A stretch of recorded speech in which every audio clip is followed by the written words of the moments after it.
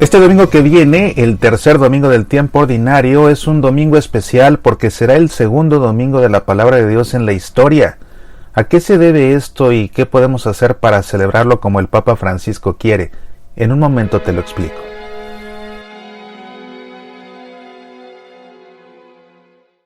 «666, el criptograma apocalíptico, y Judas, traidor o instrumento de Dios. Son dos libros de tu servidor Mauricio Pérez que no te debes perder si te apasiona el estudio de la Sagrada Escritura. 666, el criptograma apocalíptico, y Judas, traidor o instrumento de Dios. Disponibles en edición impresa y en ebook para Kindle en amazon.com y en el sitio semillasparalavida.org. Medita, aprende, apasionate por nuestra fe.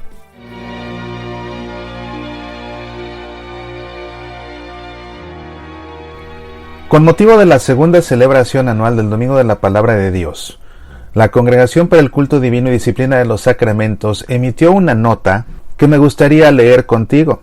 El Domingo de la Palabra de Dios, querido por el Papa Francisco en el tercer domingo del tiempo ordinario de cada año, recuerda a todos, pastores y fieles, la importancia y el valor de la Sagrada Escritura para la vida cristiana, como también la relación entre Palabra de Dios y liturgia. Como cristianos, somos un solo pueblo que camina en la historia, fortalecido por la presencia del Señor en medio de nosotros, que nos habla y nos nutre. El día dedicado a la Biblia no ha de ser una vez al año, sino una vez para todo el año, porque nos surge la necesidad de tener familiaridad e intimidad con la Sagrada Escritura y con el resucitado, que no cesa de partir la palabra y el pan en la comunidad de los creyentes. Para esto necesitamos entablar un constante trato de familiaridad con la Sagrada Escritura, si no, el corazón queda frío y los ojos permanecen cerrados, afectados como estamos por innumerables formas de ceguera. Este domingo constituye, por tanto, una buena ocasión para releer algunos documentos eclesiales y, sobre todo, los Prenotanda del Ordo Lectionum Missae, que presentan una síntesis de los principios teológicos, celebrativos y pastorales sobre la palabra de Dios proclamada en la misa, pero válidos también para toda la celebración litúrgica, sacramentos, sacramentales, liturgia de las horas. 1. Por medio de las lecturas bíblicas proclamadas en la liturgia, Dios habla a su pueblo y Cristo mismo anuncia su evangelio. Cristo es el centro y la plenitud de toda la Escritura, Antiguo y Nuevo Testamento. La escucha del Evangelio, punto culminante de la liturgia de la palabra, se caracteriza por una particular veneración, expresada no solo en los gestos y en las aclamaciones, sino también en el mismo libro de los Evangelios. Una de las posibilidades rituales adecuadas para este domingo podría ser la procesión de entrada con el Evangeliario o, en ausencia del mismo, su colocación sobre el altar. 2. La ordenación de las lecturas bíblicas dispuestas por la Iglesia en el leccionario suministra el conocimiento de toda la palabra de Dios. Por eso, es necesario respetar las lecturas indicadas sin sustituirlas o suprimirlas, utilizando versiones de la Biblia aprobadas para el uso litúrgico. La proclamación de los textos del leccionario constituye un vínculo de unidad entre todos los fieles que los escuchan.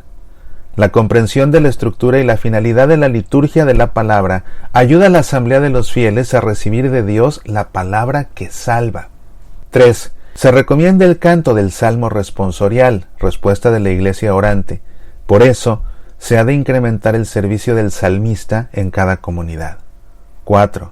En la homilía se exponen, a lo largo del año litúrgico y partiendo de las lecturas bíblicas, los misterios de la fe y las normas de vida cristiana.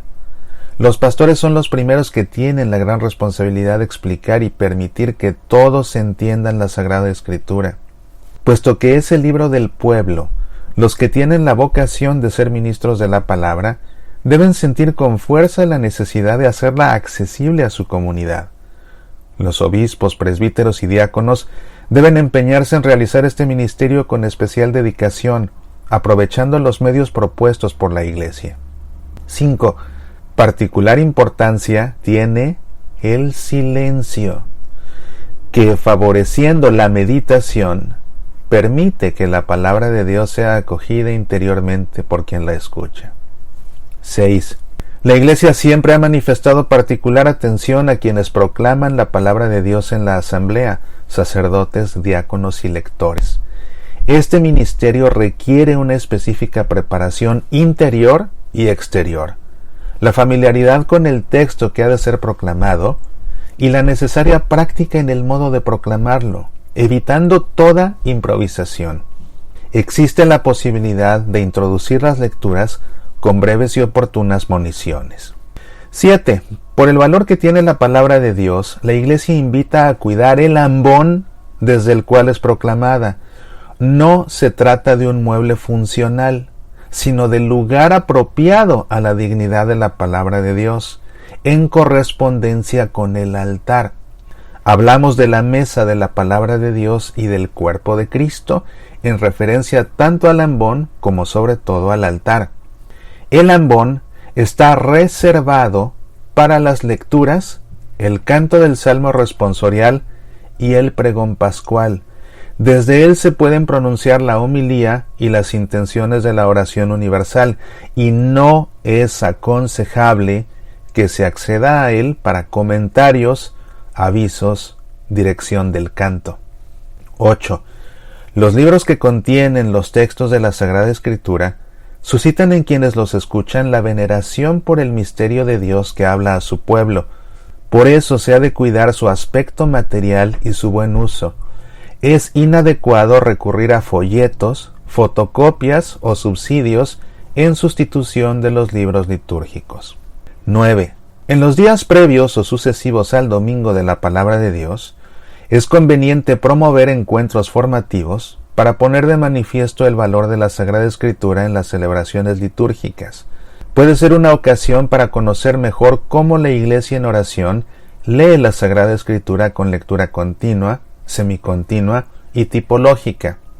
¿Cuáles son los criterios de distribución litúrgica de los diversos libros bíblicos a lo largo del año y en sus tiempos? La estructura de los ciclos dominicales y feriales de las lecturas de la misa. 10. El Domingo de la Palabra de Dios es también una ocasión propicia para profundizar en el vínculo existente entre la Sagrada Escritura y la liturgia de las horas. La oración de los salmos y cánticos del oficio, las lecturas bíblicas promoviendo la celebración comunitaria de laudes y vísperas. Entre los numerosos santos y santas, testigos todos del Evangelio de Jesucristo, puede ser propuesto como ejemplo San Jerónimo, por el gran amor que tuvo a la palabra de Dios. Como ha recordado recientemente el Papa Francisco, él fue un incansable estudioso, traductor, exégeta, profundo conocedor y apasionado divulgador de la Sagrada Escritura. Poniéndose a la escucha, Jerónimo se encontró a sí mismo en la Sagrada Escritura, como también el rostro de Dios y de los hermanos, y afinó su predilección por la vida comunitaria. Esta nota, a la luz del Domingo de la Palabra de Dios, quiere reavivar la conciencia de la importancia de la Sagrada Escritura en nuestra vida de creyentes, a partir de su resonancia en la liturgia, que nos pone en diálogo vivo y permanente con Dios. La palabra de Dios escuchada y celebrada, sobre todo en la Eucaristía, alimenta y refuerza interiormente a los cristianos y los vuelve capaces de un auténtico testimonio evangélico en la vida cotidiana. En la sede de la Congregación para el Culto Divino y Disciplina de los Sacramentos, 17 de diciembre de 2020, firma Robert Cardenal Sará, prefecto, y Arthur Roch, arzobispo secretario. En efecto, esta carta fue publicada en diciembre, pero quise reservar su lectura justo para esta semana previa al Domingo de la Palabra de Dios, porque es oportuno que nos preparemos para celebrarlo. En las parroquias no debe ser pasado por alto, como sucedió en tantísimas el año pasado, que fue el primer Domingo de la Palabra de Dios, y ahora con las limitaciones que enfrentamos por causa de la pandemia, que tantas familias no pueden acceder a la Santa Misa porque las iglesias se encuentran cerradas. Hay formas muy específicas de celebrar el Domingo de la Palabra de Dios en tu hogar. Pero para eso te invito a que a lo largo de esta semana busques en mi canal de YouTube, busca por Semillas para la Vida, busques en mi canal de YouTube un video en el que te explicaré las diferentes formas en que puedes celebrar el Domingo de la Palabra de Dios en tu hogar. Soy Mauricio Pérez, estas son Semillas para la Vida.